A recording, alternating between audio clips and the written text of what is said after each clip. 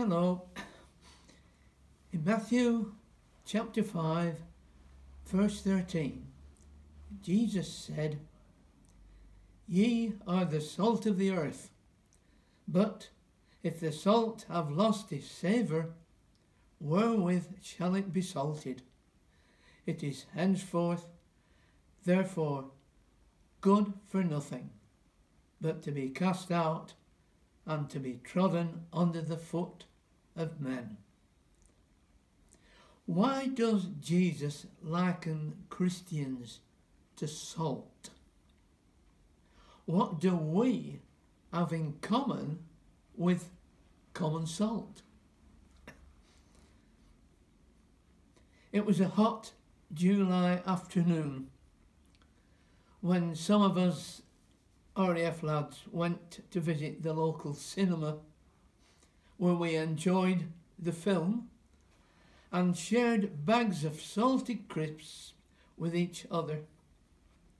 When we came out, I remember us running to an ornamental fountain and scooping up mouthfuls of water, much to the amazement of the onlookers. Salt creates thirst. A young salesman, disappointed at not making a big sale, told his manager, I guess it just goes to show you can lead a horse to water, but you can't make him drink." Whereupon his wise manager replied, "Son, your job is not to make him drink. Your job is to make him thirsty." Good advice. Many people today, by their own admission, are living tasteless lives. And it's our job to bring a thirst for Christ and his salvation into their lives. Secondly, salt adds flavour. Psalm 34 verse 8 says, "Oh, taste and see, the Lord is good." And you know, the greatest response any Christian can have after witnessing is when someone comes up to them and says, "I want what you've got." Then salt spills easily. It does, doesn't it? Turn your salt pot upside down and the salt will go all over. And you know, it's like that with Christians. A Christ-centered life as a way of spilling over among people that we come in contact with. Let me remind you about Paul and Silas when they came to Thessalonica preaching the gospel to the Jews. And the Jews said in Acts 17 verse 6, "These that have turned the world upside down are come hither also." Our next thought is, salt is a preservative. Jude 1 verse 1 tells us that all believers are sanctified by God the Father and preserved in Jesus Christ.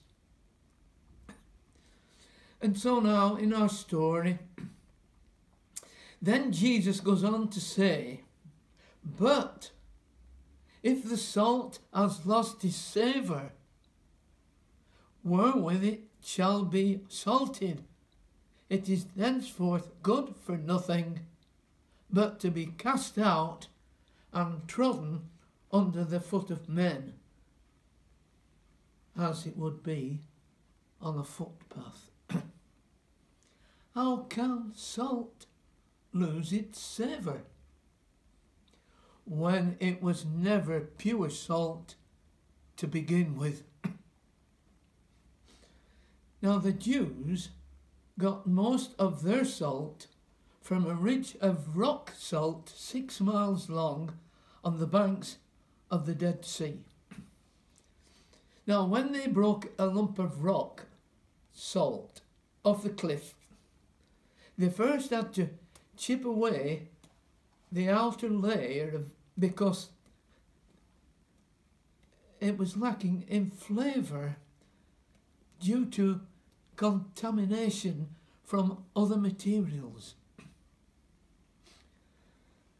And Christians, we must be on our guard against the contamination of sin. It is often said that the church is a fellowship. All is well as long as the ship is on the sea, but when the sea is in the ship, beware. There's a lovely hymn. A verse goes, "Cleanse me from my sin, Lord. Put thy power within, Lord. Take me as I am, Lord, and make me all thine own. Keep me day by day, Lord. Underneath thy sway, Lord, make my heart thy palace and thy royal throne." Mission Praise 82. And I close with this story, true story. When the young Methodist minister William Booth was told at a meeting of the Methodist Connection in 1850 to curb his evangelical favour of standing outside public houses in the East End of London preaching the gospel to the drunks, and also allowing ragged street children into his Sunday services, then he began to wilt under pressure. But his wife Catherine Booth, sitting in the gallery, shouted down to her husband, "No compromise, William, no compromise."